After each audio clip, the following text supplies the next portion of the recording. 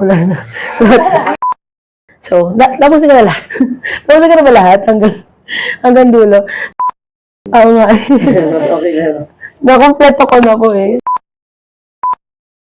Hi everyone, I'm Camille Andrea Tesora and I graduated from Pamantasan ng Lungsod ng Maynila, batch 2016, and I'm a proud Grandeson physical therapist.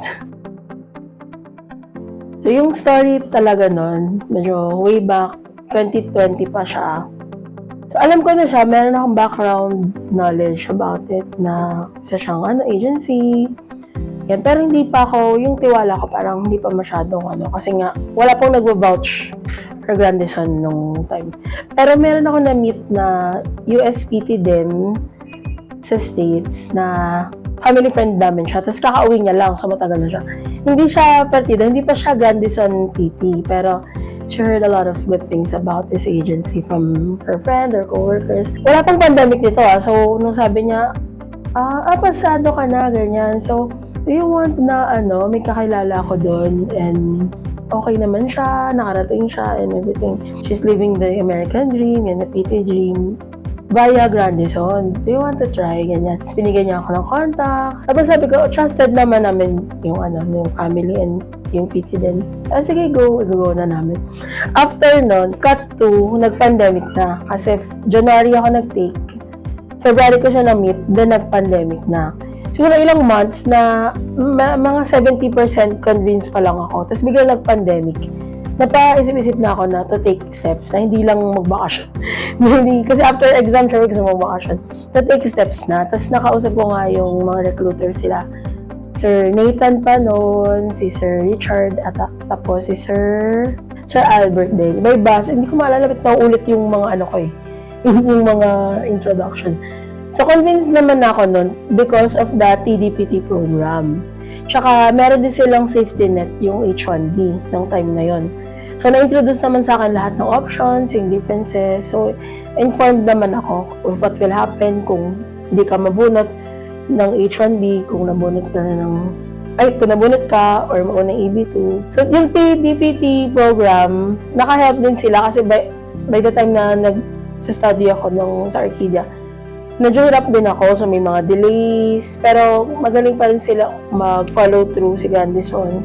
Kung anong next steps ko, so hindi ka in the dark.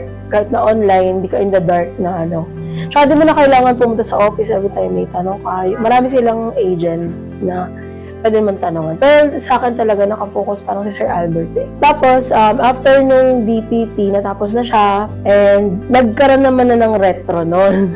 Yun yung panahon ng retro, 2023, 2024, ganyan.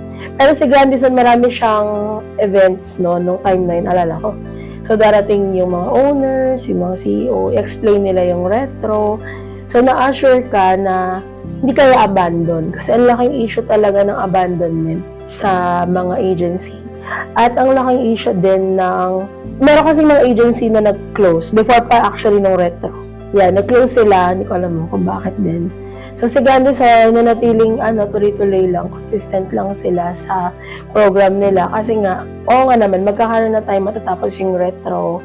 Kailanganin na ng mga facilities, kailanganin na ng US ng workforce natin. Cut to, nangyari, 2025, bumaba lahat ng papers ko. So, nabunot ako April. Tapos, so sabi ko, noon before pala nun, ayoko nang magpabunot. Sabi ko, malapit na si EB2 ko, sabi ko. Pero in-advise pa rin nila ako na baka magkaroon ulit ng retro. Or, kasi days lang minsan yung pagitan nung priority date mo days lang yung pagitan niya.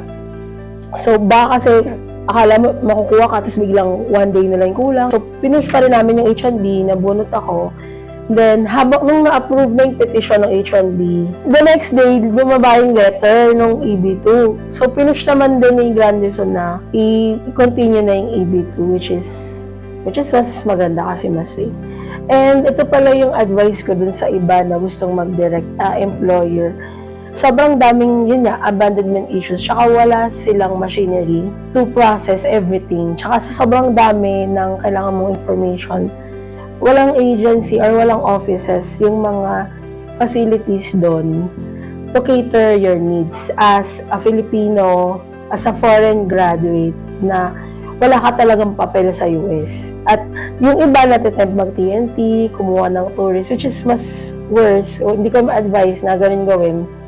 Yung iba hindi na umuwi after mag-exam, which is huwag nyung gagawin kasi napaka-strict ni USCIS sa mga ganyan. So, kaya maganda pa rin na trust the process talaga. So, yung Grandison talaga, tuwan-tuwa kami kasi yung laking help niya. So, imagine natin, yung EB2, hindi mo yan mabibili, yung process ng green card.